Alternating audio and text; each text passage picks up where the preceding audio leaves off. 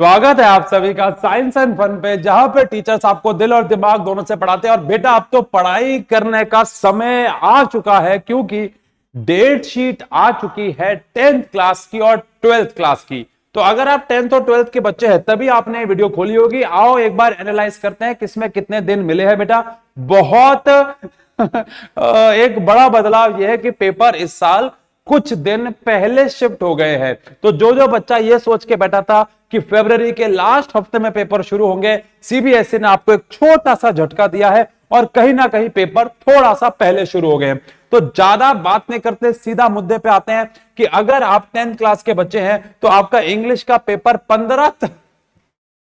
15 तारीख से 14 फरवरी को आप अच्छा भला काम करके निपटे होंगे और 15 फरवरी से आपके जो पेपर है वो स्टार्ट होने वाले। तो अब आपके पास वो टेडी डे, पेडी डे, मेडी डे का समय बचता नहीं है बेटा। तो 15 तारीख से पेपर हो जाएंगे इस बार स्टार्ट। 15 फरवरी को इंग्लिश का पेपर है। उसके बाद ये मेन पेपर मुझे लग रहा है नहीं है, इसमें कोई मेन पेपर आपका नहीं आ रहा है। ओहो, हमारा पेपर 20 तारीख को साइंस का पेपर हो रहा है, 20 फरवरी को। टाइम तो यहीं पे लिखा हुआ है ना भैया। काफी दिन है, मुझे लगता है 15 के बाद 20, तो 5 दिन 6 दिन अच्छे से मिल जाएंगे हम लोगों को, जिनको मल्टीप्लाई करना हमारे हाथ में होगा। दिल और दिमाग दोनों से पढ़ाएंगे। संस्कृत का पेपर अगर किसी का है तो 22 तारीख को, यानी 2 दिन बाद, 1 दिन बाद ही है। लेकिन अगर आपका एसएसटी का पेपर है तो 25। तो अगर आपका संस्कृत और एसएसटी दोनों है तो आपको एसएसटी में समय कम मिलने वाला है। तो इस प्रकार से प्लानिंग अपनी शुरू कर दो। लेकिन अगर आपके पास संस्कृत नहीं है तो 20 के बाद सीधा 25 को आपके पास पेपर है, तो काफी दिन आपको मिल जाएंगे, है ना। उसके बाद उर्दू का अगर पेपर है, हिंदी अगर एक बहुत इंपॉर्टेंट पेपर, तो 25 के बाद सीधा 28। तो अगेन हिंदी में भी बाकी सारे सब्जेक्ट्स के मुकाबले दिन आपको कम मिले हैं।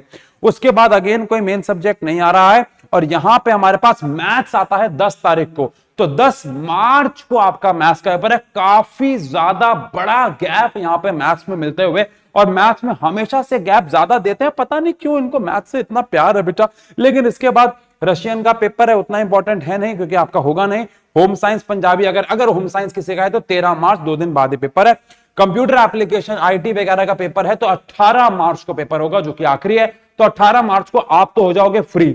लेकिन बायो वाले, पीसीएमबी वाले यानी 12th वाले 25 तारीख तक लपेट आए। आओ भैया, उनके पेपर लिपट रहे 25 तारीख तक। फिजिकल एजुकेशन 17 तारीख को पेपर है। और किसी के पास अगर ये शार्क टैंक वाला पेपर है तो उसके भी पेपर 15 से स्टार्ट होने वाले हैं। मैं भी बात भी करने वाला हूं यहां पे कि हम लोग कैसे आगे के बारे में YouTube पे प्लान वगैरह करेंगे बेटा। और इसके बाद अगर हम फिजिक्स पे आ जाए, ओ माय गॉड, 21 तारीख को पहला बड़ा पेपर आपका फिजिक्स का आने वाला है। जहां पे आपका साइंस का पेपर 20 तारीख को गया है, वहीं पे आपका फिजिक्स का पेपर 21 तारीख को है। तो टीचर की तो वाट लगने वाले, क्योंकि खासकर मेरे जैसे टीचर की, क्योंकि उसको 10th भी पढ़ाना है और 12th भी पढ़ाना है। ओ माय गॉड, बहुत ज्यादा वर्कलोड बढ़ने वाला है, बट ठीक है। और अगर हम लोग ऐसे इसके बाद आए केमिस्ट्री, इसके बाद काफी दिन मिलेगा। 27 तारीख को केमिस्ट्री का पेपर है, काफी बढ़िया, मजा आ गया। केमिस्ट्री का पेपर 27 तारीख को आ रहा है। एग्रीकल्चर, मास्ट, मैथमेटिक्स का पेपर 8 तारीख को है, आफ्टर 27 के बाद 8 तारीख को आपका पेपर आ रहा है मैथमेटिक्स का, यानी कि काफी ज्यादा लंबा गैप यहां पे भी मिलते हुए। इसके बाद टूरिज्म, इंग्लिश का पेपर उसके बाद 11 को है। थोड़े से दिन कम है तो मेहनत करना अभी से इंग्लिश पे शुरू कर दीजिए आप लोग।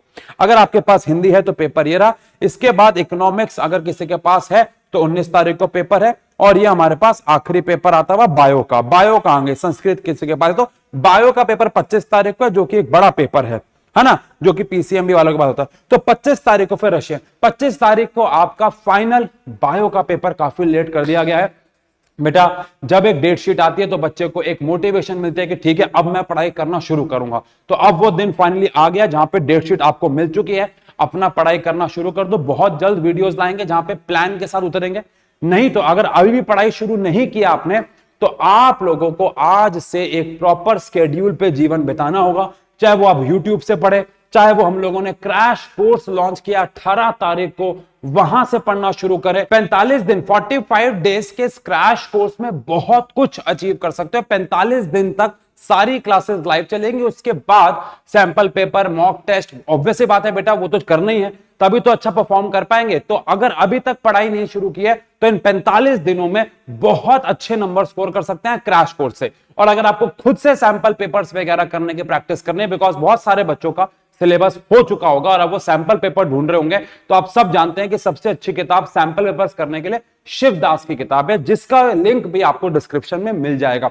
तो शिवदास 10th और 12th के लिए जाओ, सैंपल पेपर्स करना शुरू कर दो। अगर तैयारी पूरी हो गई है और तैयारी नहीं हुई है, डर लग रहा है, तो क्रैश कोर्स ज्वाइन कर लो, इससे अच्छा कोई ऑप्शन नहीं है। वीडियो सिर्फ डेट शीट के ऊपर थी, चिपका लो अपनी इंपॉर्टेंट डेट्स, लगा लो अपने टेबल के सामने और भाई साहब शुरू हो जाओ। ठीक है, बहुत जल्द यहां पे वीडियोस आएंगे, कौन से सब्जेक्ट को कैसे कितना समय दें वो भी आएगा, लेकिन आज डेट शीट के ऊपर आए थे। बहुत टाइम्स कभी कभार डेट शीट के लिए बहुत वेट करवाती है सीबीएसई, और कभी कभार ऐसे ही छू मंत्र में रात को आ जाती है डेट शीट, जैसे आ जाइए। तो सभी को बोर्ड के एग्जाम्स के लिए best of luck. I hope आप पूरी मेहनत करें और अच्छे अच्छे मार्क्स स्कोर करें, माँ बाप का नाम रोशन करें। Thank you so much.